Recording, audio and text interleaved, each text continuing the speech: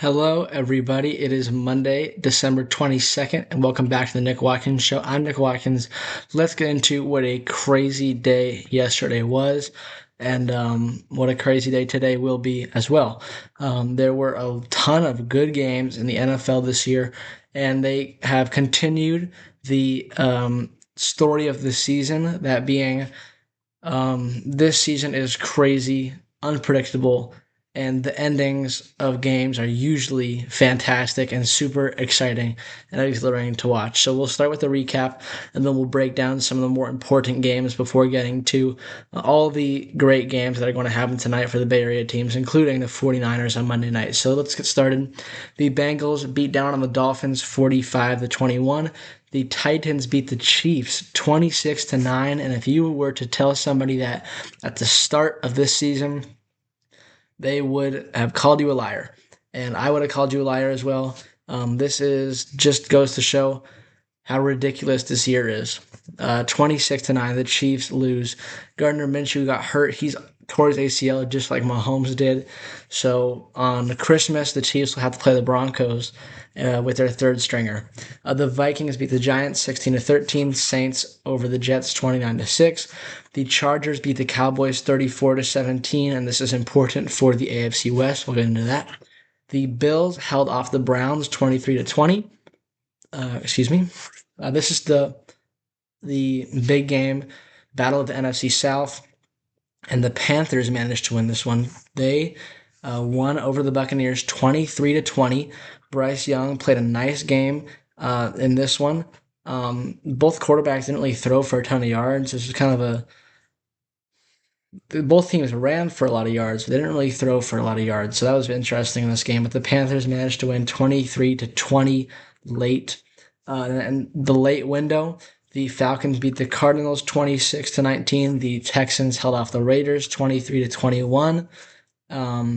And the Jaguars beat the Broncos 34-20. Really a statement win for the Jags to go in against the hottest team in the NFL. And this kind of like what I've been saying.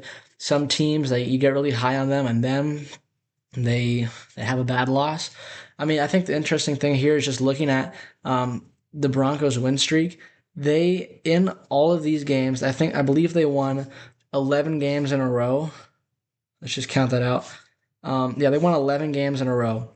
And after the first win, which is a 28-3 win over the Bengals, every single win but one has been by one score, which is crazy. This is kind of like what the Chiefs were doing last year. I didn't even know this stat, to be honest. I just realized it looking at their differentials in the recent games.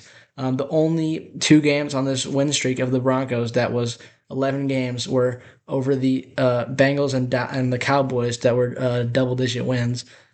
And that is pretty crazy considering they played the Raiders twice. They played the Jets and the Giants, and they only beat them by 2-1, and the Raiders by 3, and then a 7 again that one time, and they beat Washington by a point. Kind of like the Chiefs from last year, but the Jags knock off the hottest team in the NFL, and the Jags now have a path to the 1 seed, which is pretty crazy. And then the biggest game for the 49ers, the Steelers won over the Lions 29-24 in a crazy end. I can't even describe how it happened. The refs got the Lions down to the goal line, and then a whole bunch of flags against the Lions to bring it back.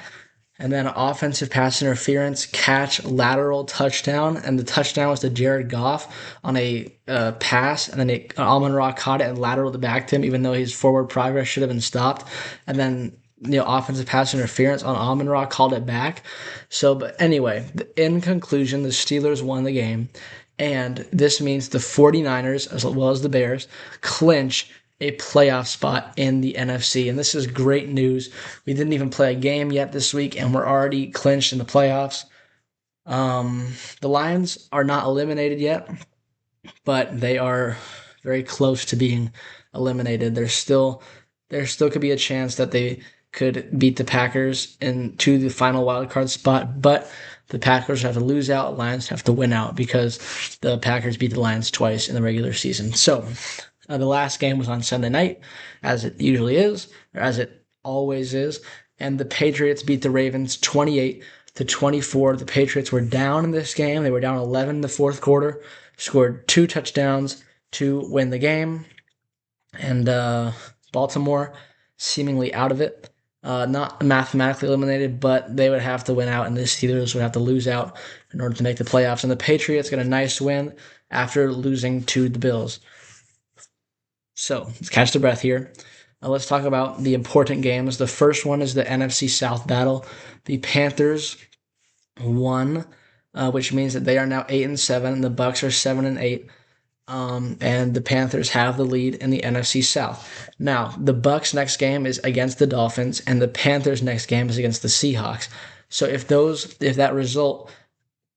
results are, the way it's expected to be, that would set up, with a Panthers loss and a Bucs win, which is presumably going to happen, most likely going to happen unless something crazy happens, then that game on January 4th, Week 18, would be for the NFC South and a playoff spot, which would be super, super exciting.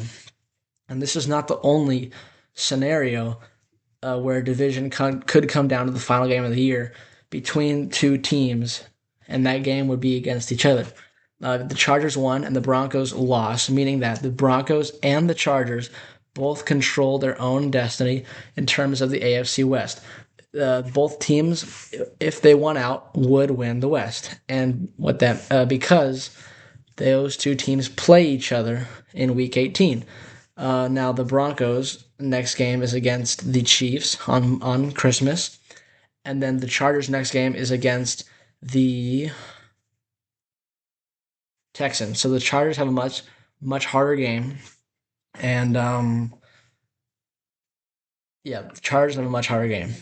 So it would probably be the Broncos winning. But the Jaguars made a big statement win in winning this game, so that's very interesting to consider. The Jags, they've kind of been mid at some points this year, but they've also beaten some good teams like the Chargers and the Colts and now the Broncos. So maybe the Jags are doing something well. The Steelers got a big win over the Lions, and the Lions' playoff hopes are very slim now, and it's also great for us. And in the final game, the Patriots winning over the Ravens, and that means the Patriots still have a good shot at the 1 seed in the AFC. So let's talk about tonight, Monday Night Football for the 49ers in Indianapolis against the Colts, and Phillip Rivers, the 44-year-old grandfather, at quarterback for the Colts. There are a lot of interesting things about this game. Obviously, Phillip Rivers being the main story, his first start at home since coming back. The Colts are still fighting for their lives in the playoff, trying to make it in.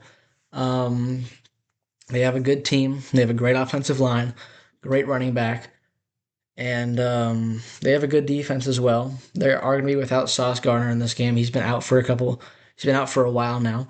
And then we have been, we're hot right now. Won 4 games in a row, all by 10 plus, 11 plus actually. And we've won. Well, we haven't lost 2 in a row this year. So, we've won. I would say we won 10 of 14, but that's our whole record. So, I don't know there. We started the year with a 3-game win streak. Now we have a 4-game win streak, and then a bunch of 1-1-1-1-1 in the middle. So we're 10-4, which is good.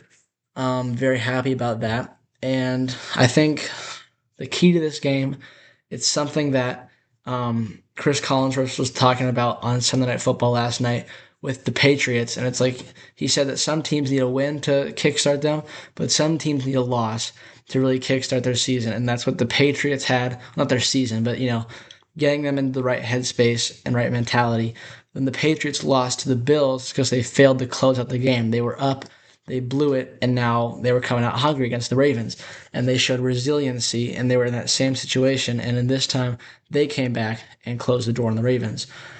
And I kind of feel the same way about the 49ers. It's almost like, it's not like we've been coasting, but we have played some pretty bad teams on this win streak. And the schedule the rest of the way is tough.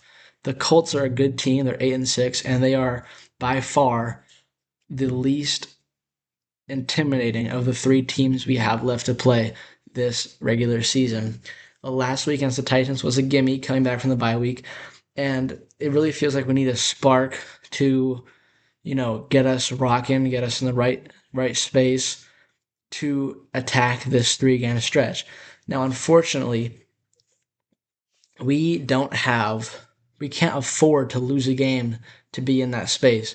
So I think the key to this game is not getting down, and the key is to just come out firing and keep that high energy throughout the game. You got to be consistent in that, and just bring the energy. Never let off the gas pedal, because we kind of did that against the Titans, and we ended up winning the game still.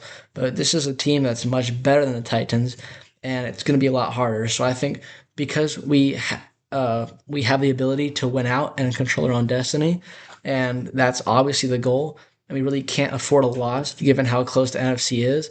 It's going to be super important to come out with high energy in this game and not take the Colts for granted. I mean, like I've said, the trend this season in the NFL is that when you get high on a team, they come crashing down in the bad way.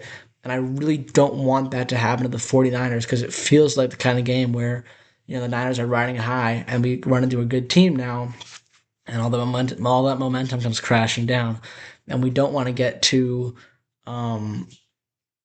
confident, too complacent, I guess, because after this, it's the Bears and the Seahawks, two very good teams. So a loss, it wouldn't be the worst thing in the world if we lost, to try and get us fired up and get us hungry again.